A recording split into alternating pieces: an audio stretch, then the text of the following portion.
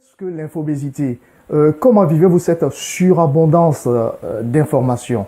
Et quels sont les effets néfastes de cette pluie informationnelle? Et surtout, comment vous concentrer sur l'information utile pour vraiment tirer profit de ce déluge informationnel?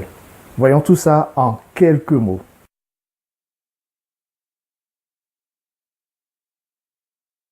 Bonjour, je suis Aruna Ouattara et dans ce quatrième épisode de ma série de capsules en quelques mots, je vous parlerai de l'infobésité ou si vous préférez de l'overdose d'informations.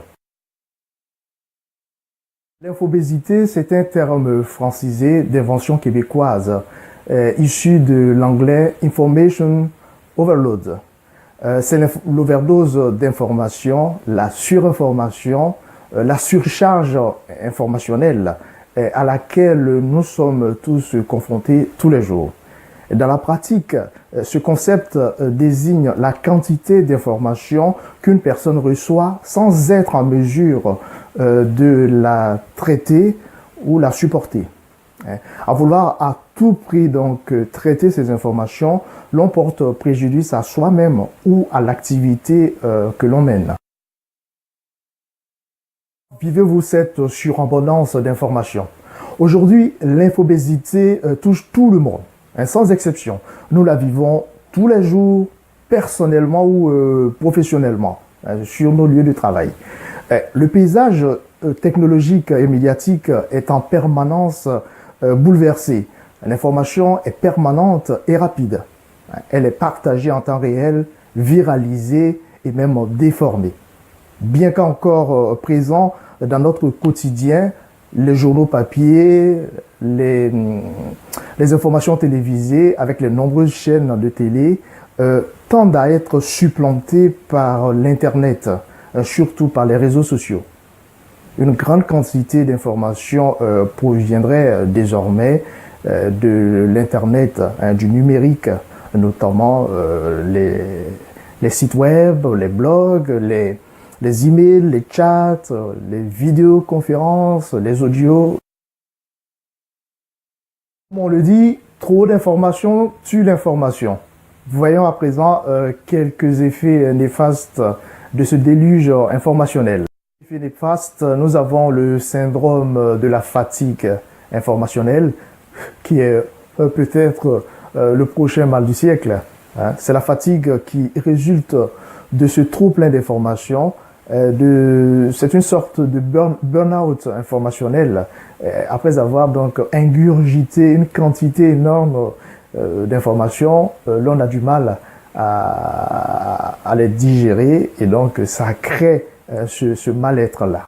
On peut citer ensuite l'addiction à l'information, qui est le fait de certains comportements boulimiques compulsifs.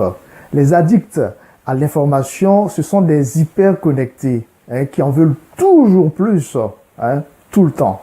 L'obésité crée aussi de l'anxiété. La multiplicité des terminaux mobiles, tablettes, smartphones, crée ce que l'on désigne aujourd'hui sous l'acronyme FOMO, donc Fear of Missing Out, ce qui se traduit en français par la peur de manquer de quelque chose. En fait, pour ne rien perdre du flux d'informations continues, la personne anxieuse reste en permanence scotchée à ses terminaux mobiles. Son niveau d'anxiété augmente alors s'il perd la connexion. Il est en manque et vit très mal cette absence. Le déficit d'attention fait également partie des effets néfastes de l'infobésité. Sollicité en permanence donc par toutes sortes d'informations, l'obèse de l'information, appelons-le comme ça, a alors tendance à courir derrière l'information.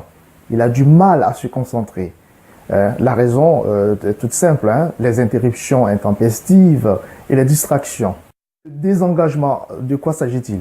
Dans un sondage annuel d'octobre 2013, l'Institut Gallup indiquait que seulement 13% des employés dans le monde se disent vraiment engagés. Alors que ces employés engagés sont de 29% en Amérique du Nord ils ne sont que de 14% en Europe de l'Ouest. La raison serait à imputer en partie, en tout cas, à la saturation d'informations, hein, en plus des dysfonctionnements au niveau des organisations, du stress, de la perte de sens, de la perte d'équilibre entre travail et vie familiale. Nous allons nous arrêter donc à ces quelques effets néfastes que je viens de citer. Pour aller plus loin, voici un livre que je vous recommande.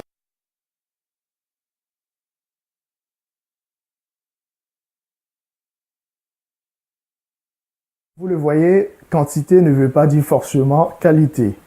Face à cette surabondance d'informations, le consommateur est souvent perdu, il ne sait pas quoi faire. Nous allons voir quelques solutions maintenant. La première chose que vous devez faire, c'est de mettre en place des filtres. C'est du bon sens. Ça vous permet de déterminer les informations que vous voulez laisser passer et les informations que vous allez mettre dans les spams de votre esprit. Dans tous les cas, montez la garde devant votre esprit pour ne pas laisser passer toutes sortes d'informations. Deuxième solution, développez votre esprit critique. Vous allez dire là également, Aruna, c'est du bon sens. Oui et non. Ce n'est pas si évident que ça. Si vous continuez à suivre mes capsules, je vous expliquerai dans un futur épisode les différents mécanismes de manipulation en matière d'information sur la conscience humaine. Et comme dirait l'acteur Jean-Claude Van Damme, restez aware, hein, be aware. Troisième solution et la dernière solution que je vous propose, c'est de trouver votre propre mécanisme de traitement des informations que vous recevez. Vous devez apprendre à classifier vos informations par priorité, donc en mettant systématiquement de côté les informations inutiles. Ensuite, vous pouvez trouver des moments précis dans la journée où vous allez consulter par exemple vos emails. Vous avez maintenant, en tout cas de nos jours, la possibilité d'utiliser certaines applications comme Evernote, Feedly pour organiser, structurer vos informations pour être vraiment productif et traiter les informations que vous recevez correctement. Et de temps en temps, c'est quelque chose que je fais personnellement, hein, je pratique la diète numérique, c'est-à-dire que je me coupe totalement des terminaux mobiles pendant un bout de temps, une journée, généralement une journée entière, pendant mes vacances ou en week-end. Prenez dans tous les cas le temps de voir le mécanisme de traitement de l'information qui vous convient le mieux. Vous mettez en place ce mécanisme-là et vous le suivez pendant un certain temps pour voir si les résultats que vous obtenez sont satisfaisants ou pas. Voilà. En complément de ces solutions, vous pouvez consulter un article que j'ai écrit il y a quelques mois déjà sur le blog lesloisdusuccès.com. Le titre de l'article, c'est « La méthode des grosses pierres ». C'est une méthode qui va vous permettre de mieux prioriser vos tâches.